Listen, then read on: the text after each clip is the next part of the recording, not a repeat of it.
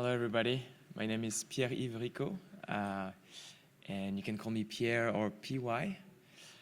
I have been working at Square for 9 years now, and the company has since been renamed to Block. So I'm not used to it yet, so I'll still say Square, but you're going to see Block in the news. My Twitter is PIWAI, and you can hit me up with questions there. All right, so, and this is my daughter messing with this amazing system performance book. And the reason I put a picture of her here is because she's my second kid, and so I'm a dad now, and which in French is Papa, which is also the new title of this talk, Performance of Android Production Application, Papa. So for the past 3 years, I've been focused on app performance. And as our product grew in complexity, we had reports of performance issues from customers.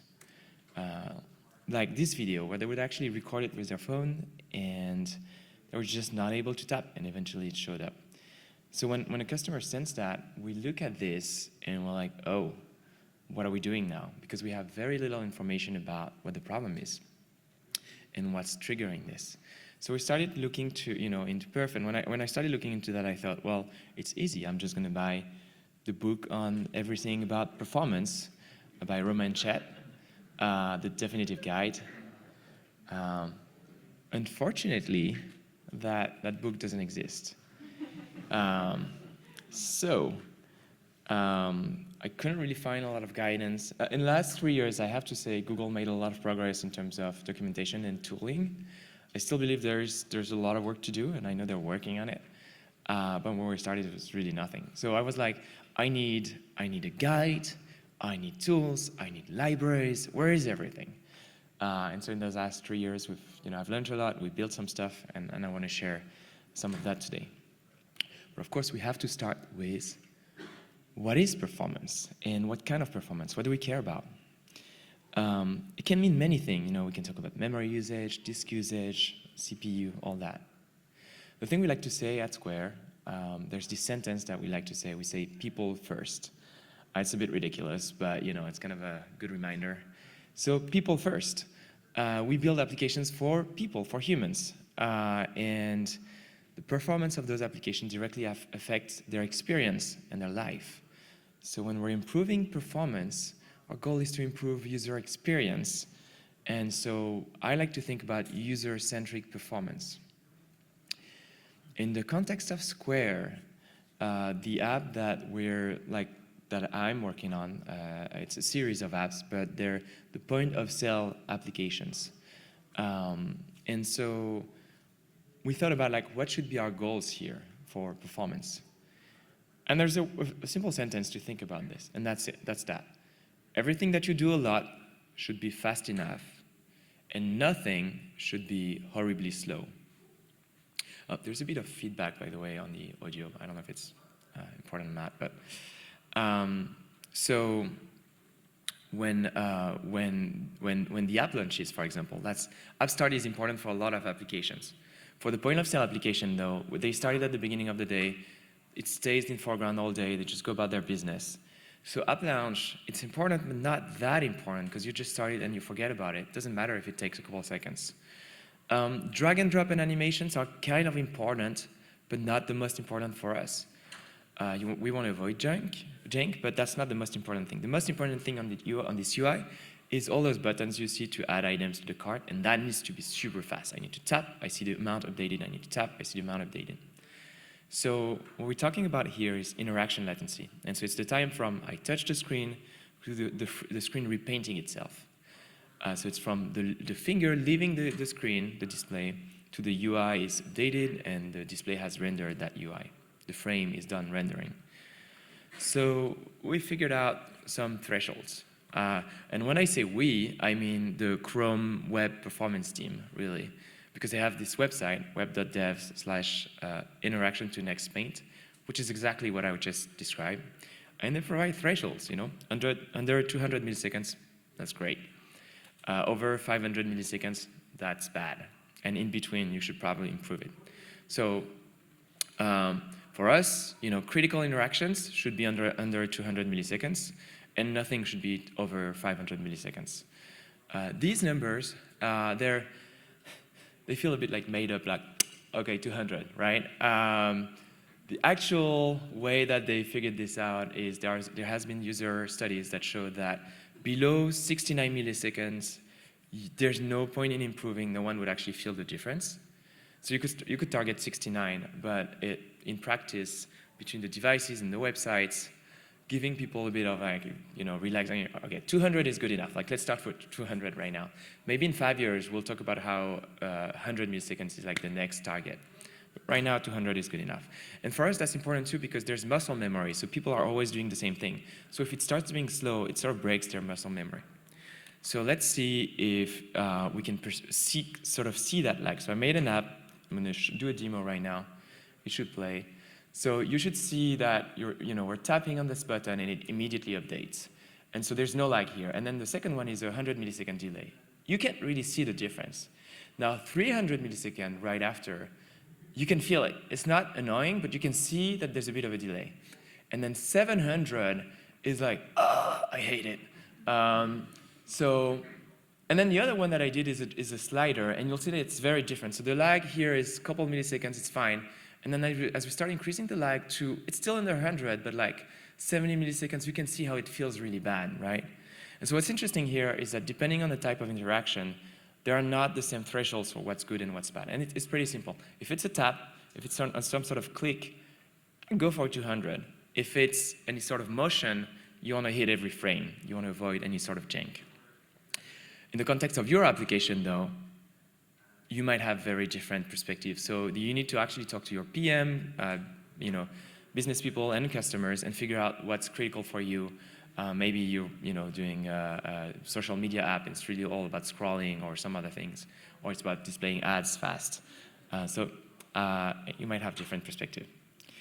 Now, let's talk about performance issues. What are the universal steps to fix performance issues? This is going to sound very stupid or like very basic, but I promise you, no one does this. Or like, we always forget to do it right. So let's talk about what doing right looks like. The first step to fix a performance issue is to know that we have a performance issue. That means discovering that we have an issue, and then reproducing it. And we often forget about like customer calling, like, I have this problem, and you might just be like, oh, okay. But it's important to gather the context to be able to reproduce it. The second step, though, is investigating to understand what the problem is. And so, but you want to have reproduced it before. So you go and discover and reproduce, and then you start investigating to understand. Once you understand what the problem is, you can fix it, and you can write a test to make sure that the problem doesn't come back, right? So an easy way to remember these things is basically discover, reproduce, investigate, fix, and test. That's DRIFT. It's a good acronym. So that's what we should be doing. But what do we often do? Customer calls and says, hey, I found this problem. And we might manage to reproduce it. And then we're like, I don't really know what's going on. I'm just gonna like try this fix, see what happens, and until it works. And you're like, okay, looks like I fixed it, or I rewrote everything with Compose. There's no problem anymore, that kind of stuff. It's not a real fix because you don't understand the root cause, and that means the problem might come back later. Now, the other thing that we all do is sometimes the customer tells us I have a problem, and we don't even know how to reproduce. So what do? We look at the latest changes and we're like, it's probably somewhere here.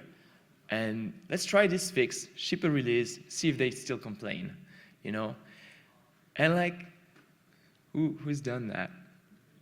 Come on, a couple of hands. I want to see more hands. Yeah, I mean, we've all done it. But it's kind of bad because you actually have no idea what you're doing. It's like whack-a-mole, it's just like randomly trying things. And then finally, the thing that I think people sometimes do is no one complained, and you just go and try to fix something. They're like, I'm going to enable R8, and I'm going to change this implementation because I think it's like, I think it's going to be more performant that way. And so, I mean, that's cool. Like, And if it's an improvement, good for you, but maybe it shouldn't be a priority. Like there are actual problems that you should be fixing. So we're gonna go over these steps for the rest of the talk and go into some details. All right, so first one, discovering and reproducing. You can think about different times at which you would discover issues and associated feedback loop. So a common one is when writing code. That's what Lean does. You're writing code and it's like, no, don't do this. Like this is a known performance issue, blah, blah, blah. And I would say 50% of the time, Lean is totally wrong. And 50% of the time, it's like, oh, cool, I learned something. So it's very noisy. Then you can do it in CI, where you get benchmark tests and they tell you, you just introduced a performance regression. And that's amazing, but it can also be noisy because it's hard to get it to a place where it's consistent and it's not going to have flakiness. You can do it in QA, where you have humans actually looking at the app and saying like, oh, it looks slow now. The problem with that is humans are really bad at perceiving progressive changes. And so when the apps become slower and slower, release over release, they're actually not going to see anything because they're like, it's the same as always. It's the same as always, just a bit slower. I didn't notice. And then a year later, you have a super slow app, and you're like, why didn't QA say anything? But that's because they're humans, and they can really feel changes that are very distinct. And then the last step is in production, which is where if you start gathering data from production, you have the real data of your real users, and that's amazing, but it's too late. You ship the application, and they have problems now. So my recommendation there is actually to start from the production, capturing signals, and use the signals to decide which parts of the app are critical, which part of the apps you should be measuring, writing benchmarks for. And then as you do this more, you're going to learn the bad pattern, and that's when bad patterns that you have, and that's when you can add Lean checks and start teaching people not to do these things. So you go from the large feedback loop that are more accurate, and progressively you build shorter feedback loops. So let's talk about monitoring in prod. So let's say you get started tomorrow, you're like, what can I do? Android Vitals. You go on the Play Store, there's a section called Android Vitals. It's got a bunch of numbers. And that's a great place to start. If only for one thing. You take the bad numbers and you show them to leadership and management, and you're like, look, it's bad.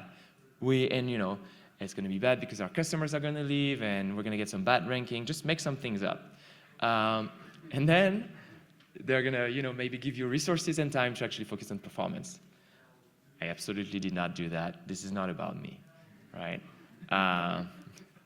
Let's move on. So the main issue with Android Vitals, there are kind of two issues. Number one is it's only people who accept to report data, and that might be a small subset. It's not representative of the entire population of your users. But number two is it's very high level because the Play Stores, they don't know what's going on inside. They don't know what's going on inside the app. The data is actually not captured by the Play Store. It's something it's called StatsD captured just on your Android device, and then the Play Store reads from that. But that just doesn't have any insights about your apps. It just knows like the app started, okay, it's done being started, and it knows about the frames that are being rendered. But it doesn't know where in the app the problems are happening. And so that means you don't have all of the context that you need to be able to reproduce the issue. If you can't reproduce, you can't understand. If you can't understand, you can't fix. So kind of useless. It's useful only to know that you need to do more monitoring work. So what you want to do, build your own code to capture data and report it in your own analytics with that context that you're missing, that context that's going to help you reproduce the issues. So for example, if we look at App Startup, so this is a Perfetto trace. We'll get to that later. I'm not going to go into Perfetto right now. It sort of shows you a timeline from left to right of an app start. And it's very small, so you probably can't see much. But what's going on is there's this light blue chunk called bind application. This is when the APK is read, the resources and the code are loaded, and application.onCreate is called. And then you have an activity start, and then you have a frame. And as you can see, once that frame is displayed, this is the end of the app start. And that is what the Play Store will have in terms of data as like that whole block called Android App Startup at the top. That's exactly the duration that the Play Store will report. Now you'll notice that on the left-hand side, there's a bunch of time where nothing's happening, but it's still counted as App Startup. What's going on is that the launcher told the activity manager, which is in the system server process, told, hey, you need to start this up. And the activity manager is like, okay, first I'm going to grab a timestamp for the start of this application. Then I'm going to do my thing, and then I'm going to actually start the application, and so it's kind of like padding the real duration of the app start from your. This is the one that's felt by the user, so maybe it's good, but also it doesn't include time. There's time that you don't have any control over. All right, so then let's talk about another type of thing, the interaction latency that I was talking about. So the first two rows here are in the system server process, and they show the input reader and the input dispatcher thread. They're basically just reading inputs, and then they're sending that to your application, and then your application is handling those touch events, and you can see in the middle there's a click. You can't really see, but it's a green chunk in the middle. It's a click, and then it changes the UI, and then you have a frame after that. Now, if you're going to start instrumenting your application in production, you might be tempted to have, in your on-click listener, you go start, take a time, do some change, take another time, and that's the duration of my change. But as you can see here, that's just a green block in the middle. The actual time felt by the user, it's much more than that. It's from the touch event was actually sent to the display to when the frame was received. So this is the thing that we want to measure. And that is kind of hard, which is why we made Papa. Performance of Android production applications, which is a new library that is not stable yet. Everything will change, so you are free to use it, or look at the code, get inspired, give some feedback, find bugs. I would love to go to 1.0, just a bit fresh right now. But we've been using that internally, like some version of it, for like more than a year now. So it's not completely broken. At least I can tell you that. So how does that look like in terms of API? Well, the first thing that we got is you want to install a listener for events that Papa is going to send you. So you just, in your application, you go, hey, tell me about these events. And so one of these, so it's a CL class, one of them is app launch. And then you're like, okay, I got an app launch. I'm going to send it to my analytics. And then that's your job. You have your own analytics, do whatever you want with that. So here in this example, I'm just printing to logcat to show what the outcome look like. And it's basically this. It tells you about the pre-launch state, which essentially is it a cold start or a hot or warm start. But there's a lot more cases. Like it can detect, is it a cold start right after an upgrade? In which case we might be doing some DB migration, or is it a cold start after a crash? So there's kind of different cases where you might recover in different ways, and that changes the start time. So it's interesting to have that information. And you have the duration. Slow launch is based on the Google Play Store recommendation. So for a cold start, it's 5 seconds. So if you're over the threshold, that would be true. Trampoline is is when you use a trampoline activity, which is an activity that starts another activity from a launcher. And then how much time the app spent in background in between these two with the previous launch. And so similarly, there's an API for recording interactions. So this is a bit more manual. Essentially, somewhere where you're doing another interaction in an on-click listener, you're like, hey, there's an interaction here. And it's going to do two things. Because you're in the on-click listener, it's actually able to find the original touch events that led to that on-click and find the time for that. And then it's going to post a callback for the next frame and basically know when the frame is actually rendered. And then it's going to report you all of that information. And so here you say, and you're providing a class that's used as a sort of a tag to identify the type of interaction. So here that was touch lag interaction. You have the total duration. Then the trigger is a tab. There are different kinds of trigger. It took 12 milliseconds to be handled. And then from that to the rendering is 14 milliseconds, and the total is 26 milliseconds.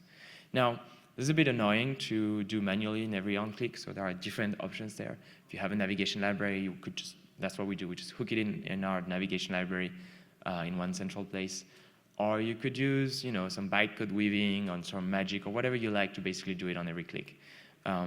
The point, though, that what's interesting is that you can make it more meaningful than just clicks, but you can start thinking about, like, if I have an interaction that requires a database call, and then I'm going to update the UI, I can do a delayed interaction, and then I can measure that whole time from when I tapped, include the time doing the database stuff, and then when I updated the UI, when is the frame actually rendered. And the frame rendering part is important because say you have a recycler view. Recycler view will wait for the frame because it needs to know the size of the screen. So it will wait for the frame to actually inflate or bind the views. And that could be a lot of work. So it's important to include it in the measurement. Now, you don't have to use this library. I'm totally fine if you don't. If you use third-party analytics library for like performance, ask them if they do this. And if they just go ahead and copy the code, I'll be happy. But basically, I want to make sure that we move forward in the industry and we start measuring the time that actually matters. All right, so let's talk about investigating now. The goal when we're investigating is to understand, right? We're trying to understand why is this slow. So one thing that is key for me, so I used to be when I started doing this, I would just go and poke at the profiler and be completely lost. I'd be like, maybe it's this, maybe it's that. I didn't know how to approach this. I feel like I'm in a better spot now, so I'm going to try to share some of the things that I've learned. But one thing that is key for me is now I know if I can reproduce it, I can fix it. Because if I can reproduce it and I have time, it takes a bit of time, I can understand it. If I can understand it, I can fix it. So we talked about gathering enough information that is key to reproducing. Once you're there, you're like, okay, I know how to trigger this. I'm all good. Like, I'm going to figure it out. You need to have that confidence that you're going to figure it out. So there are two mistakes that we've sort of all done. So you're reproducing this issue and you're trying to understand, maybe you're profiling, you're doing different things. First mistake, using the emulator, using a debug build, using a test account. And that's a mistake because the emulator is not slower or faster. It's slower and faster in different ways. Like its I/O is different from a real device I/O. Its CPU is different from a real device CPU. It's got less CPUs, but they're potentially faster. So everything about the system is different. So anything that you measure on an emulator is just going to be incorrect. Similarly, a debug build has a lot going on that slows everything down. So you might be like, oh, this is slow, this thing, and then you're like, oh, but when I turn. Compose is a really great example of that, where if you're making a Compose debug build and you're not running R8, then it's kind of slow, and then all of a sudden, if you start making a release build where you're actually minifying, it's pretty fast. So the rule here for me is keep it real. That's just like when you're reproducing and trying to investigate, keep it real. Try to get a real account or a copy of a real account to reproduce the issue. And then the second mistake that we make is jumping straight to the code. You're like, oh, I think I know it. We talked about that. I know what's going on. I'm just going to go ahead and I think it's here. And you're like, maybe it's not. Maybe it's here. And then you're like, 30 minutes later, you're still poking at random places in the code, right? And again, we've all done that. It's okay. I think it's just good to remind ourselves, like maybe you have an itch, you want to scratch it. Okay, go ahead, look at the code. But then if it's not that, stop right here. Take a step back. How do you do this? You investigate outside in. Always investigate outside in. The goal is to collect clues that are going to help you find the next step, the direction in which you want to go. You have to go slow to go fast. So keep it real. We talk about that. It's like real device, release, profilable, build. If you want to profile, you make a release build and you make it profilable. Real production account or a copy and a specific scenario. The one thing you don't want to do is I'm going to start the app and I'm going to start poking around to see if I can find performance issues. I mean, it's a thing you can do. It's like a testing party where you're just trying to find performance issues. But it's always nice when you have an actual scenario. Like, don't start investigating until you find a specific scenario. All right, so investigating outside in. The first step is always use Perfetto. If you haven't used Perfetto, and I bet, who's used Perfetto before here? Right, couple of hands, like maybe 10 people in the room, which is, it's amazing.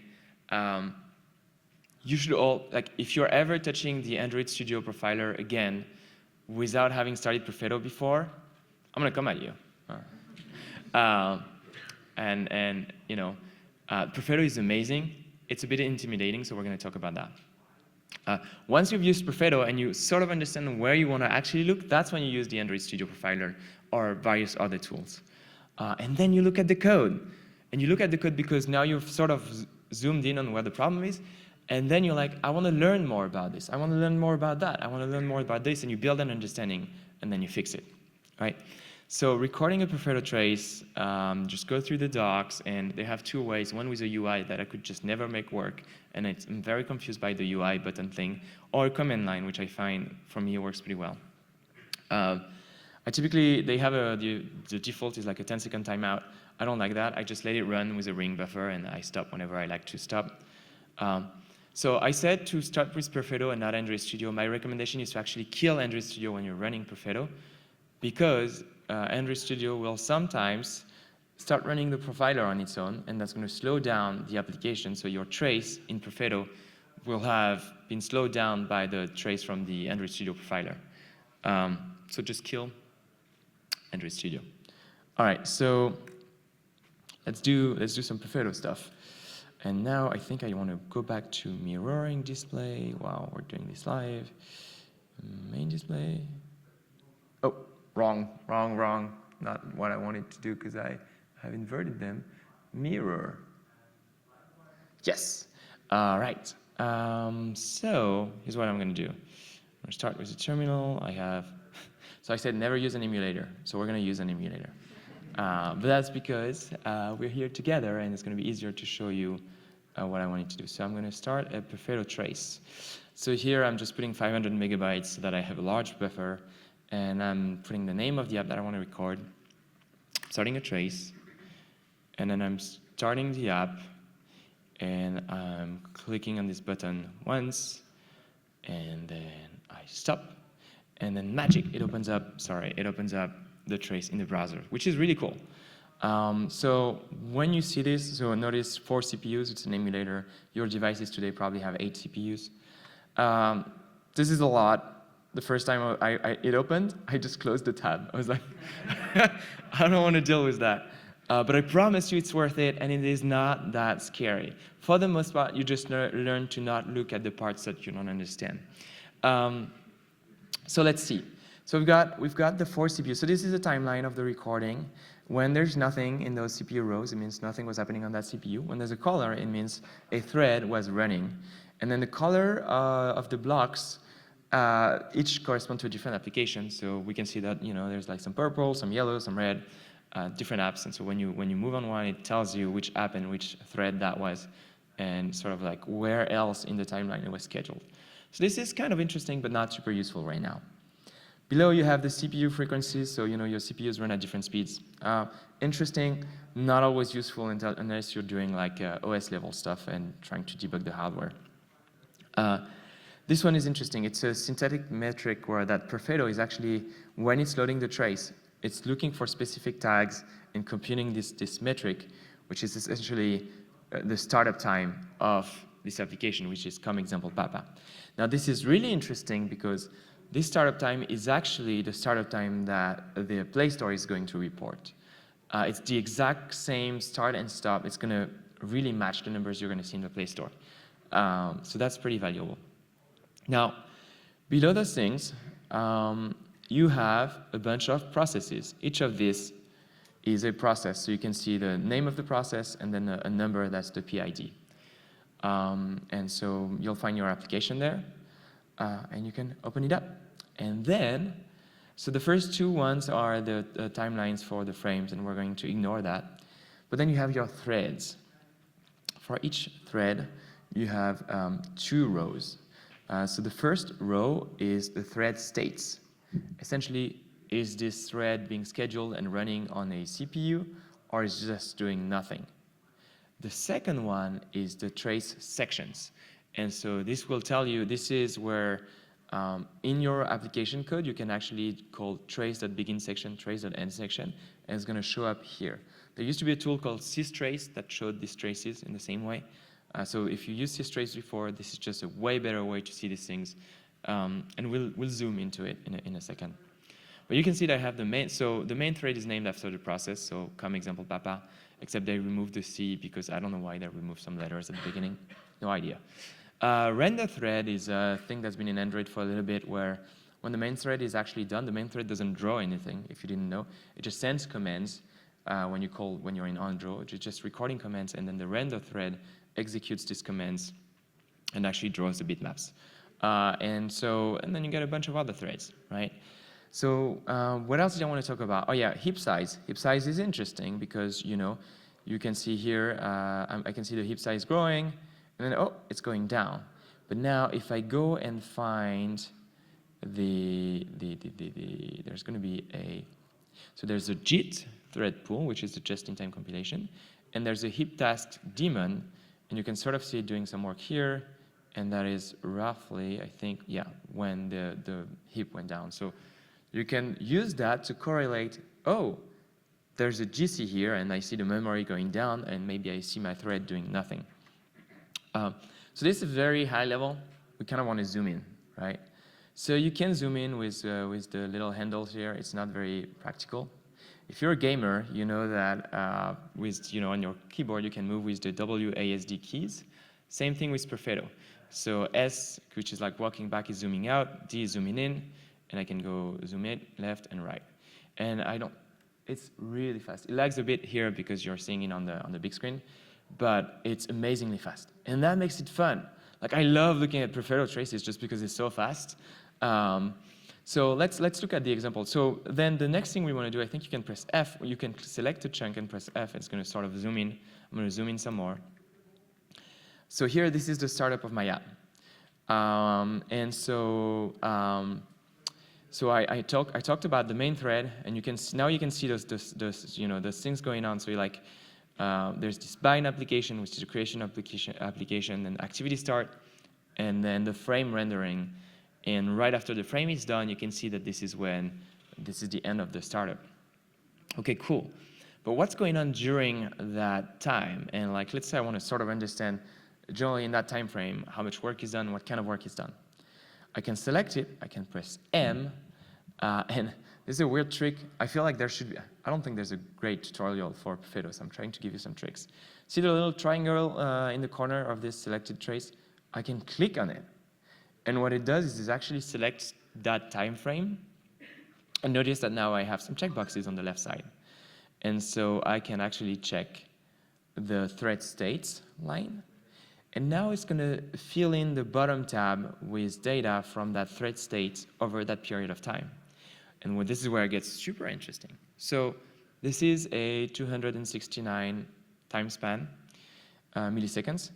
Out of that, we were running for 140 milliseconds. So that's when the thread is actually scheduled and running. We were sleeping for 50 milliseconds. There are plenty of reasons why you could be sleeping, but it's basically not doing work. Runnable for 47 milliseconds. Runnable means I wanted to run, but I was not scheduled by the OS. Usually that means there are other threads and processes doing work, and there's just no time for you. And then it's funny, we got all 5, that's nice. Uninterruptible sleep I/O means we're reading something on the disk. Uninterruptible sleep non-I/O, no one knows what this is. So if someone knows, I'd love to know, but I still haven't figured it out. All right, so there's that.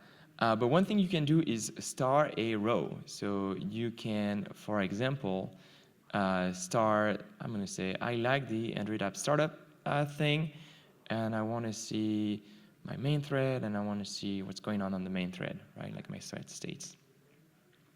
Now I'm going to do the thing where I select it again. And I talked about how, look at this, there's like a bunch of time where we're runnable. Like actually, let me just select the period of time. So here, I'm like, my thread is in runnable state. I wonder if it's because all the CPUs are busy. So I'm going to select that time frame, do the same thing. But now I'm going to scroll back to the top and select all of the CPUs. I mean, you can kind of see it from here. So that's actually interesting. But then what you can do is see how much time is spent. You select the CPUs, you can see how much time CPU time is Redis taking. So I suspect this is an emulator weird thing. because basically we have 3 CPUs doing nothing and 1 CPU doing work, so we should be able to do some work. But we're also doing a binary transaction. So I don't know. Anyway, this is useful. So let's do it at the, actually, let's do it at the broader level because it might be more interesting to just see. So during that time, we're going to select the CPUs again. If you misclick, you lose it all. You have to start again. I kind of hate it, but that's how it is. You can see the CPU by thread for this whole period of time, and you can say, okay, the main thread took 140 milliseconds out of those 267E, and then this other thread on my process, and then the launcher was doing some work as well. And this can be really interesting to understand how different processes interact. Now, so we talked a bit about that. What do I want to show?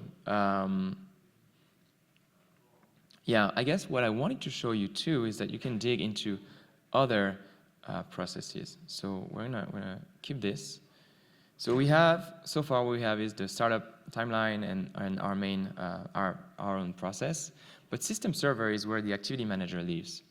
And so one thing that's kind of interesting is that when you see a binary transaction, it means there's an interprocess call to another process, and we're waiting for that.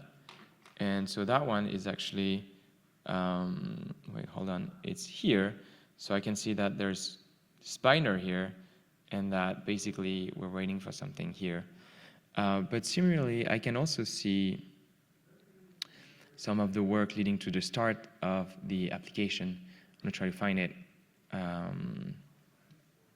Activity manager here is doing work.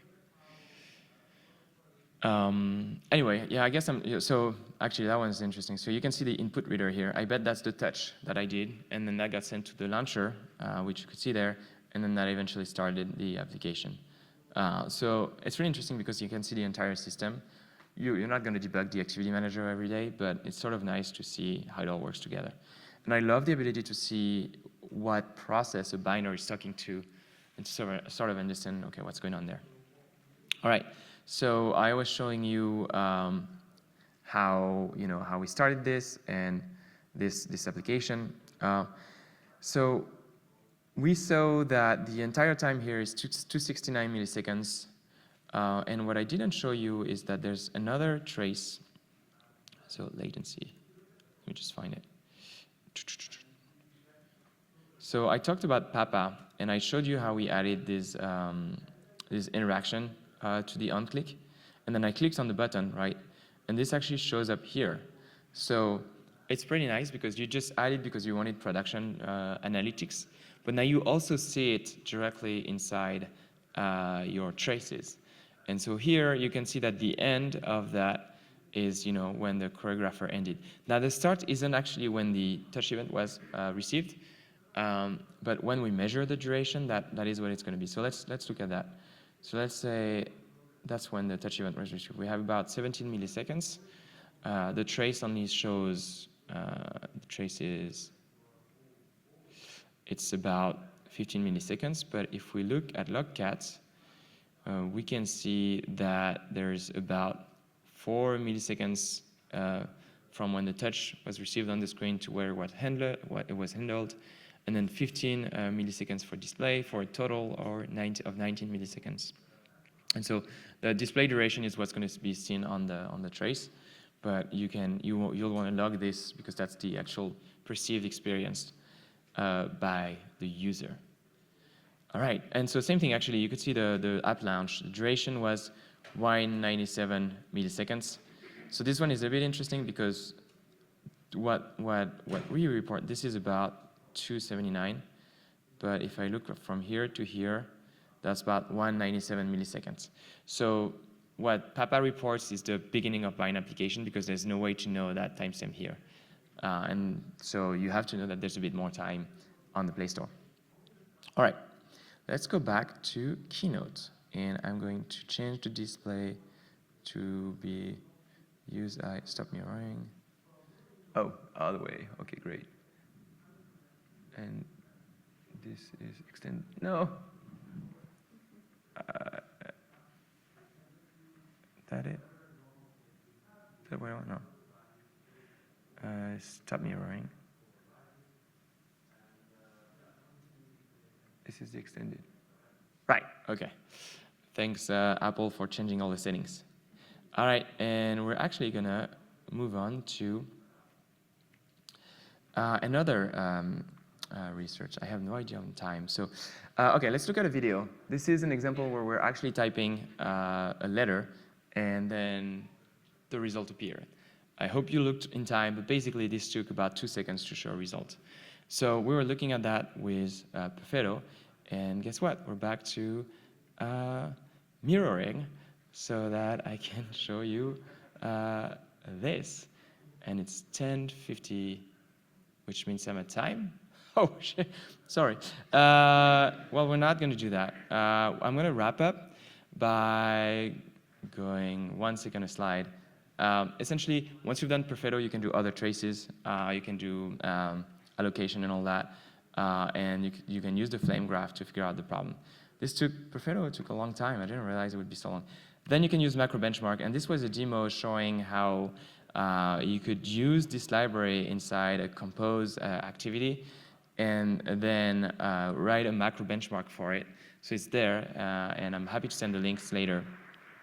And once you've done that, you can run a macro benchmark for an interaction. So all of the macro benchmarks are always about startup. This is a macro benchmark for like, I'm clicking on this, how long is that taking? And then you can actually, with macro benchmark, it's backed by Perfetto. So every time you use macro benchmark, you can actually open up the traces and see why it was so long and all of that.